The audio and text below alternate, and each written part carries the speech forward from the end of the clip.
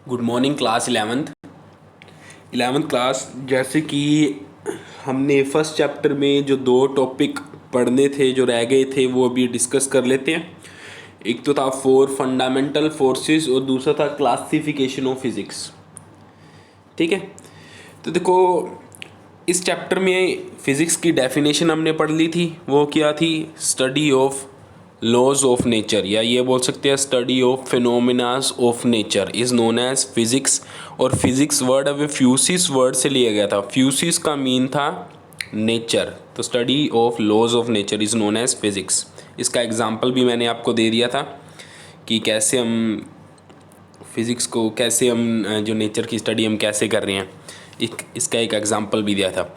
अब देखो जो फर्स्ट चैप्टर है उसमें वैसे मेन इम्पोर्टेंट क्वेश्चन एक ही बनता है, 4 फंडामेंटल फोर्सेस। उसमें भी 1 मार्क का ही क्वेश्चन आता है।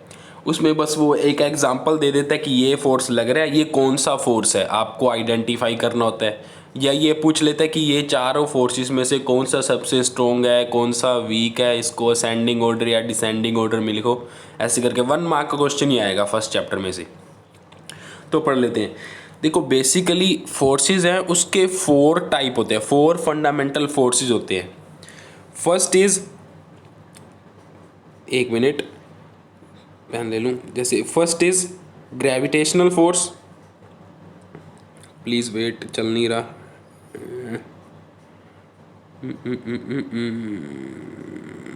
ठीक है, अरे इसको क्या हो गया?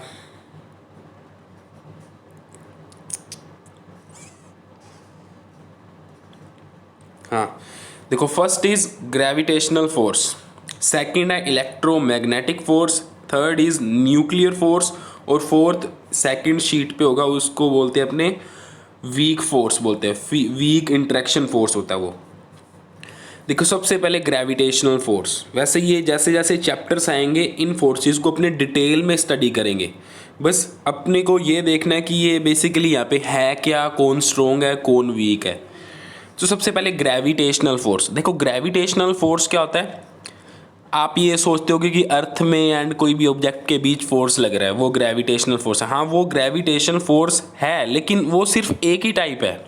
एक्चुअल में क्या होता है कि कोई भी 2 पार्टिकल्स हैं जिनके पास मास है, उनके बीच हमेशा एक अट्रैक्टिव फोर्स लगता है जिसको हम बोलते हैं ग्रेविटेशनल फोर्स। फॉर एग्जाम्पल यहाँ पे मैंने एक मास रख दिया, यहाँ पे दूसरा मास रख दिया, ये 2 डॉट जो मैंने अभी बनाए हैं।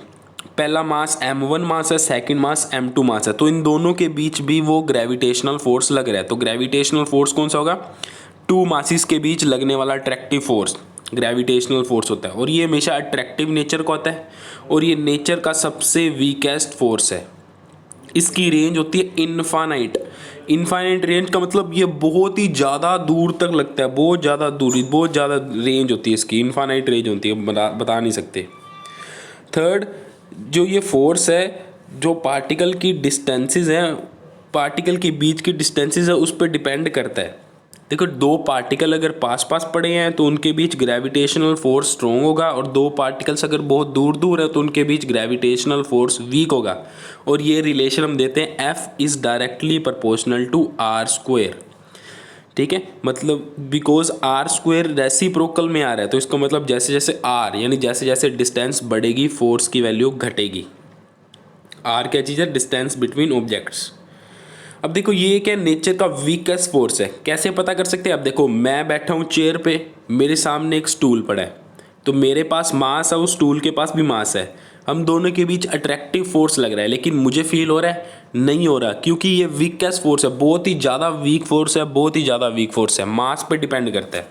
अब अर्थ क्या चीज़ है? बहुत मैसिव है, अर्थ का बहुत ज़्यादा मास है, इसलिए अर्थ का ग्रेविटेशनल फोर्स हमको फील होता है, इसलिए हम जंप करते हैं तो अर्थ की तरफ आ जाते हैं। मास पे डिपेंडेंसी होती है इसकी। वैसे अगर आप 8th चैप्टर में पढ़ोगे और 9th में भी पढ़ोगे, फॉर्मूला क्या होता है ग्रेविटेशनल फोर्स का? F equals to capital G m1 into m2 upon r square.